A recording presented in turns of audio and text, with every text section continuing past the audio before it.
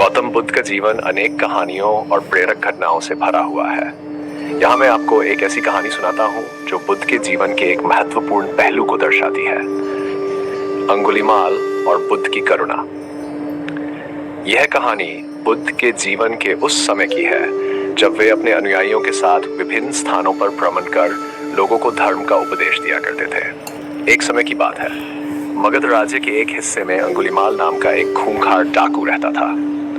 वह इतना क्रूर था कि उसने 1000 लोगों की हत्या करने की प्रतिज्ञा ली थी और प्रत्येक हत्या के बाद मृतक की एक उंगली काटकर उसकी माला बनाता था, जिसे वह अपने गले में पहनता था।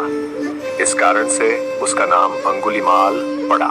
अंगुलीमाल की आतंक और क्रूरता से पूरे राज्य के लोग भयभीत थे। कोई भी उसके रास्ते में आने का साहस नहीं करता था। उसकी क्रूरता और अत्याचार की बातें राजा के कानों तक भी पहुंची थी और राजा ने उसे पकड़ने के लिए सेना भेजी। लेकिन अंगुलीमाल को पकड़ पाना आसान नहीं था।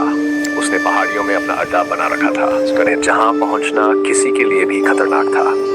एक दिन गौतम बुद्ध अपने अनुयायियों के साथ उस क्षेत्र से गुजर रहे थे। जैसे ही बुद्ध ने अंगुलीमाल की कहानी सुनी, उन्होंने निश्चय किया कि वे स्वयं जाकर उस डाकू का सामना करेंगे। बुद्ध के शिष्य इस निर्णय से चिंतित हो गए और उन्होंने उन्हें रोका, परंतु बुद्ध ने कहा, मैं उसे भय और क्रोध के अंधकार से मुक्त करना चाहता हूँ। बुद्ध ने अकेले ही अंगुलीमाल के अड्डे की ओर प्रस्थान किया। जब अंगुलीमाल ने उन्हें आते देखा तो वह हैरान हुआ कि यह साधारण सा व्यक्ति उसके पास बिना किसी भय के कैसे आ रहा है। उसने सोचा कि यह व्यक्ति भी उसके हाथों मारा जाएगा। जैसे ही बुद्ध उसके पास पहुंचे, अंगुलीमाल ने उन्हें रोकने की कोशिश की और चिल्लाया, रुक जाओ।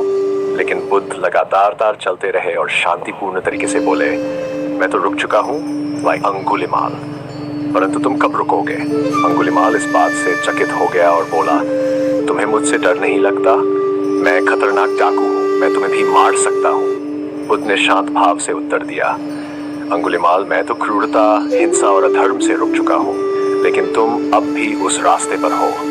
यदि तुम वास्तव में मजबूत हो तो अपनी क्रूरता और हिंसा से रुक जाओ। बुद्ध के शब्दों में इतनी करुणा और था कि अंगुलीमाल का पत्थर सा दिल पिघलने लगा। उसने अपनी तलवार फेंक दी और बुद्ध के चरणों में गिर पड़ा। उसने बुद्ध से अपने के लिए क्षमा मांगी और उन्हें अपना गुरु मानकर उनके साथ जाने का निर्णय लिया। बुद्ध ने अंगुलीमाल को दीक्षा दी और उसे अपने शिष्यों में शामिल कर लिया। इसके बाद अंगुलीमाल ने एक साधारण और शांतिपूर्ण जीवन का व्रत लिया। उसने लोगों की सेवा की और अपने जीवन के शेष समय में धर्म का पालन किया। अंगुलीमाल की यह कहानी हमें सिखाती है कि किसी भी परिस्थिति में करुणा और प्रेम से बड़ी कोई शक्ति नहीं होती। यह दर्शाती है कि इसमें से क्रूर हृदय भी प्रेम और करुणा से परिवर्तित किया जा सकता है।